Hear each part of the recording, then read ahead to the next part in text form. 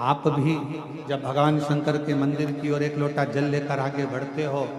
तो कभी ये मत सोचना कि हमें कौन देख रहा है कौन नहीं देख रहा है।